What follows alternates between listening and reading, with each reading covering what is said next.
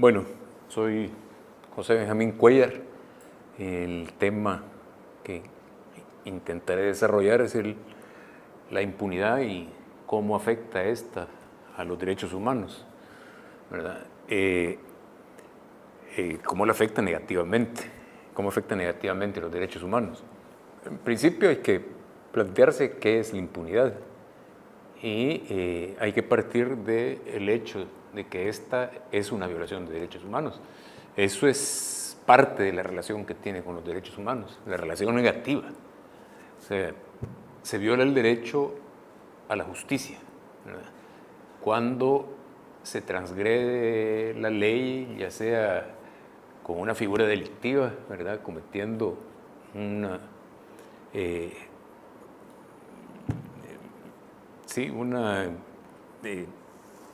transgresión, ¿verdad?, a lo establecido en las normas penales o en otras leyes también, o en otras normativas, y no se castiga, ¿verdad?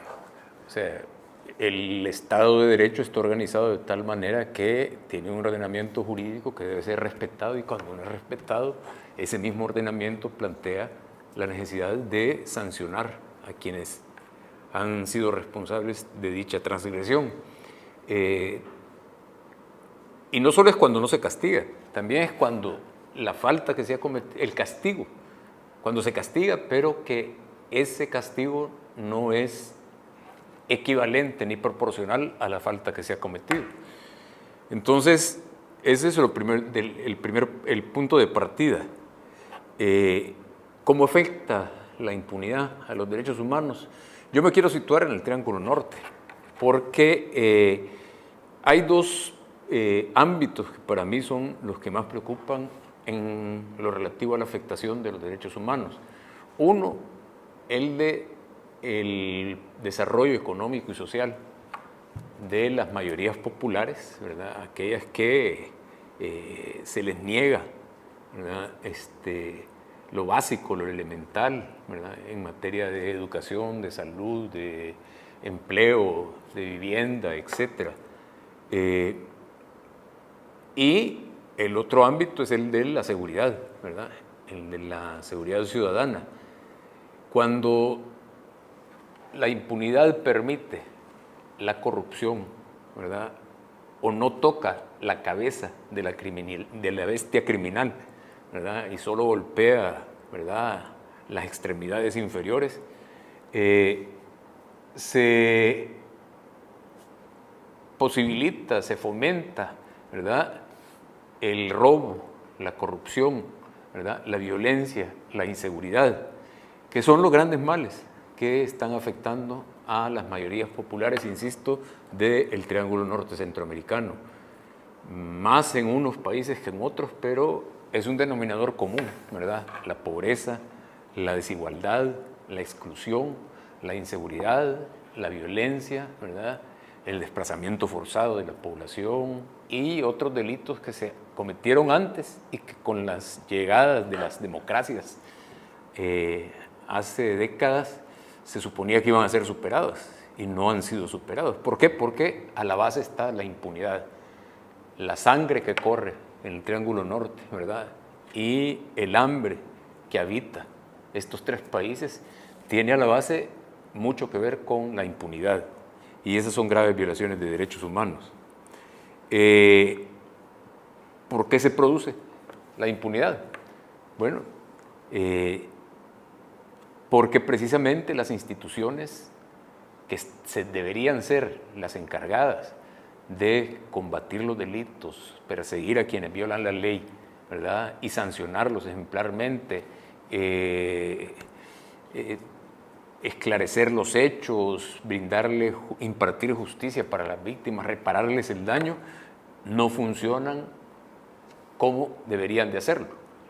O sea, están diseñadas teóricamente, según el deber ser, para que nadie esté por encima de la ley. O, como decía alguien, ¿verdad?, que la justicia sea como la muerte, que nadie se escapa de ella.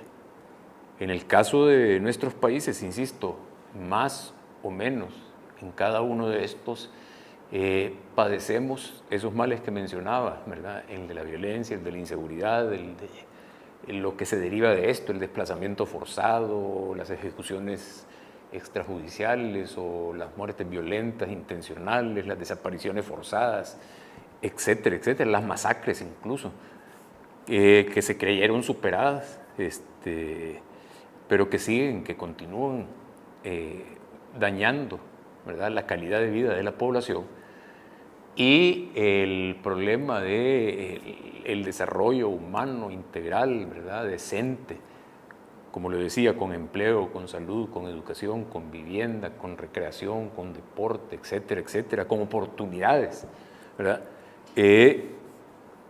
se ven afectados precisamente por el robo de los recursos, ¿verdad?, que deberían de ser invertidos para ese desarrollo, para la seguridad también, y por la falta de castigo a aquellas estructuras criminales organizadas que se aprovechan de la situación de la gente para reclutar, ¿verdad?, personal para dichas estructuras, o para cometer delitos, por ejemplo, la extorsión.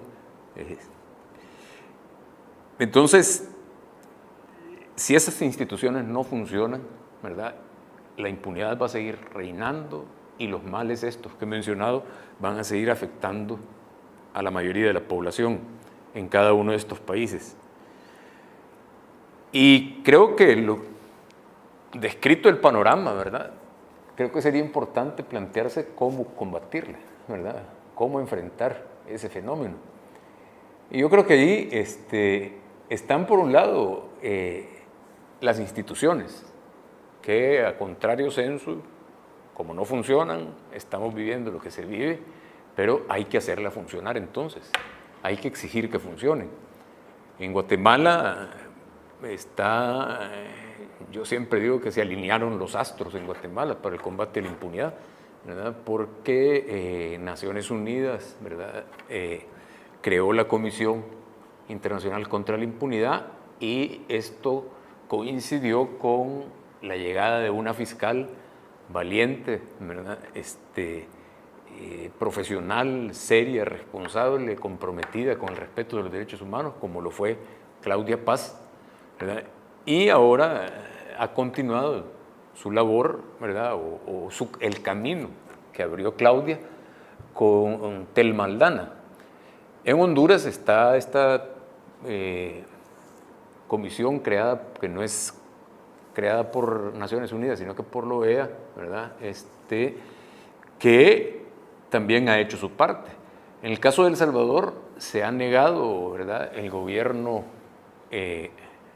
tanto el anterior como el actual, que son, ¿verdad?, al menos de nombre de izquierda, se han negado a que se haga ese esfuerzo, ¿verdad?, pero el fiscal general de la República actual está haciendo cosas que antes no habían hecho sus antecesores, y eso creo que es importante para que se pueda combatir, en el caso salvadoreño, la impunidad. Son para mí tres experimentos distintos, ¿verdad?, los tres apoyados obviamente por el gobierno de Estados Unidos, que está interesado, ¿verdad?, no solo en apoyar esos esfuerzos, sino también en apoyar iniciativas como las que se está promoviendo, la Alianza para la Prosperidad. Son asuntos acordados que tienen que ver con la agenda de Estados Unidos, con los intereses de Estados Unidos, eso hay que estar claros. Y por eso digo, es parte de ese alineamiento de astros que mencionaba. Pero yo creo que lo que falta, sobre todo en el caso salvadoreño, ¿verdad?, es que la población tome conciencia de esto que he planteado, que se dé cuenta que la corrupción, que la falta de castigo a las estructuras de persecución, de investigación de los delitos, y el fomento con eso de la criminalidad, ¿verdad?, tiene que ver, ¿verdad?, o sea, esa impunidad tiene que ver con el diario sufrir, no el diario vivir, sino que el diario sufrir de esas mayorías populares. Por eso creo que es importante plantearse lo que yo he dado en llamar, ¿verdad?, el póker, o sea, la partida contra la impunidad, ¿verdad?, que es el póker, ¿verdad? Esa partida es el póker contra la impunidad. El primero es las víctimas de violaciones de derechos humanos que no quieren que sus casos queden en impunidad. O sea, las víctimas demandantes son, ¿verdad?, la primera carta en esa partida, y estas tienen que tener un papel protagónico. Ya veremos por qué. El segundo as son las organizaciones que tienen conocimiento, técnica, experiencia, ¿verdad?, para acompañar a las víctimas, no sustituirlas, sino que acompañarlas a un lado o atrás de estas, para no robarles el protagonismo, porque si no se cae en el problema de tercerizar las demandas de las víctimas. O sea, que sea la ONG, ¿verdad?, que a mí no me gusta mucho llamarlo así, porque es llamarlo por lo que no es, pero esas organizaciones sociales que tienen esos recursos, esa experiencia, esos conocimientos, ¿verdad?, pueden caer en la tentación de convertirse en un fin en sí mismo y no en una herramienta al servicio de la población. O sea, si uno quiere desbrozar el camino para avanzar hacia la justicia, ¿verdad?, tiene que ocupar una herramienta, un machete, una cuma, le decimos acá también, en El Salvador, para ir limpiando ese camino y avanzar. Pero alguien tiene que agarrar ese instrumento, esa herramienta, y utilizarla para eso. El machete no es solo no lo va a hacer, ¿verdad? Tiene que haber alguien, y ese alguien es una sociedad demandante, víctimas organizadas, individuales o colectivas, que van a luchar desde sus casos o en solidaridad con otros casos contra la impunidad. El tercer as de esa baraja, ¿verdad?, tiene que ser, funcionarios que funcionen, ¿verdad? O sea, valga la redundancia. O sea, funcionarios que asumen con responsabilidad el papel que les corresponde, hacen su trabajo, lo hacen con profesionalismo, con compromiso, con el respeto de los derechos humanos, cumpliendo su papel y con el apoyo tanto de las organizaciones que acompañan a las víctimas como de las mismas víctimas, ¿verdad? Y si no funcionan, ¿verdad?, ya sea porque también son parte de la corrupción o cómplices de la impunidad, entonces no se trata de apoyar, ¿verdad?, ciegamente, sino que lo que hay que hacer es denunciarlos y apartarlos del camino. El cuarto as son los medios, ¿verdad?, de comunicación, y también esfuerzos como estos que están haciendo ustedes, ¿verdad?, con este programa, con este proyecto. O sea, para difundir buenas noticias. El Triángulo Norte de Centroamérica es un territorio, ¿verdad?, amplio, compuesto por Guatemala, Honduras y El Salvador, que siempre ha sufrido su población, ¿verdad?, por estos males que he mencionado y otros también, desastres que no necesariamente son naturales, ¿verdad?, aunque las causas sean por terremotos, inundaciones, temporales, etc. Pero es importante, en ese escenario, ¿verdad?, que ha pasado guerras, dictaduras, etcétera, etcétera, comunicarle a la gente buenas noticias, no solo malas noticias, ¿verdad? Comunicarle a la gente éxitos totales o parciales de gente que, igual que el resto de la sociedad, padece de esos mismos males, pero está luchando por superarlos, por no ser víctima, además de una violación de derechos humanos, por ejemplo, de la impunidad. Y esos éxitos totales o parciales hay que comunicarlos, ¿verdad? Entonces, esos medios, ya sea de académicos o también a través de medios de comunicación, las redes sociales, etcétera, deben ser transmitidos para que la sociedad se dé cuenta de que es posible conseguir éxitos. Hay en toda baraja, ¿verdad? Hay un comodín, ¿verdad? En el póker. Y ese comodín serían, en este escenario, los sistemas de protección internacional de derechos humanos, donde también se puede y se debe acudir cuando internamente los mecanismos no funcionan. Los que, aunque deberían de funcionar, no funcionan.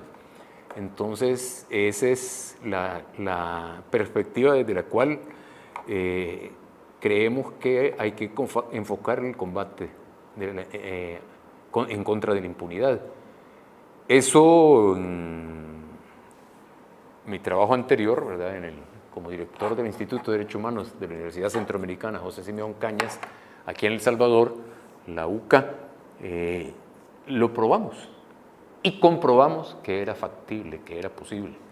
Así, varios casos, ¿verdad? Nosotros partimos de algo que ahora sí es posible decirlo sin temor a ser condenado. Decir esto hace 25 años, cuando se había firmado recién el fin de la guerra, ¿verdad? Era bastante complicado, pero nosotros nos dábamos cuenta que las cosas no iban bien en El Salvador. Entonces, a pesar de los acuerdos entre los que hicieron la guerra, pero es imposible, difícil que los que hicieron la guerra hagan la paz. O sea, una cosa es que se abstengan de seguir en la guerra entre ellos, pero otra cosa es que sean constructores de paz. Entonces, ahí el protagonismo, insisto, es la gente, ¿verdad? Y principalmente las víctimas de todos estos males que mencionaba. Entonces, en El Salvador se llegó un momento en que había, en 1995, la guerra terminó en enero de 1992, en 1995 y 1996 y 1997, el promedio anual de muertes violentas, intencionales, sobre todo con arma de fuego, más del 75%, eran producidas, el promedio anual de esos tres, de 95, 96 y 97, fue de 7.211. Bueno, podrán decir en Guatemala hay más, pero en Guatemala hay más población, ¿verdad? La tasa es la que hay que considerar. Por cada 100.000 habitantes, en esa época eran casi 130, ¿verdad? Entonces, visto que los acuerdos allá, arriba y afuera, no estaban impactando abajo y adentro, fue que nosotros nos planteamos la posibilidad en ese combate en contra de la impunidad, que, como repito, está a la base de los males que afectan a nuestras sociedades. En ese combate nosotros nos planteamos la necesidad de trabajar con la gente, informando, formando y, en consecuencia, transformando. Había que informar a la gente de sus derechos, de sus deberes, ¿verdad?, de la historia de este país, y que es común a Guatemala y a Honduras. A lo que había costado, ¿verdad?, terminar con las dictaduras, salir de la guerra en El Salvador. Pero además había que formar nuevos hábitos entre la población. Ya aquellos malos hábitos de la trampa, del golpe por la espalda, de la compra-venta de voluntades, etcétera, etcétera, había que superarlas por el cumplimiento de la ley, el respeto, ¿verdad?, a las instituciones, el uso de las instituciones también, el diálogo, la negociación, en los acuerdos, ¿verdad? Y entonces decíamos, informando así y formando así, vamos a lograr transformar esta sociedad. Y ese esfuerzo lo hicimos, pero no teóricamente, sino que con casos, para que estos pudieran, en el marco de la partida contra la impunidad y los 4 haces, pudiéramos darle buenas noticias a la gente, y tuvo sus efectos, ¿verdad? Y hubo gente que empezó a acercarse a la institución al conocer cómo se estaban superando, ¿verdad?, obstáculos en casos concretos, ¿verdad?, donde el poder, ¿verdad?, era ejercido ¿verdad? Ya en un nuevo escenario. Lastimosamente, yo creo que ahí tendría que ver, y esto debería de ser considerado, a veces la cooperación internacional que apoya esfuerzos como estos quiere resultados en corto plazo, ¿verdad? Proyectos de 3 años, de 5 años, ¿verdad? Entonces después hay que cambiar la planificación estratégica y hacer otra proyección y revisar la misión y la visión, etcétera, etcétera. Pero estas realidades, como las de los 3 países de Guatemala, Honduras y El Salvador, necesitan una operación de alta cirugía, ¿verdad? De cirugía mayor. Y no es la desesperación la que tiene que privar o predominar en estos esfuerzos que hay que hacer. Por eso es que nosotros nos planteamos de que había que tener casos concretos, insisto, ¿verdad? Y estos casos fueron, con estos casos fuimos consiguiendo un efecto de cascada. Nos empezaron a buscar y creo que si alguna contribución se tuvo desde hace más de 25 años en ese esfuerzo contra la impunidad. No nos entusiasmamos con los cantos de sirena, ¿verdad? Creyendo que lo que habían firmado arriba y afuera era la solución abajo y adentro. Abajo y adentro las cosas estaban planteándose a ese nivel que les decía, 130 homicidios y feminicidios. En esa época no estaba tipificada la figura delictiva del feminicidio, pero 130 muertes por cada 100.000 habitantes, ¿verdad? Violentas, intencionales y con arma de fuego sobre todo, le pone un signo de interrogación o varios signos de interrogación a esa paz que se alcanzó en El Salvador.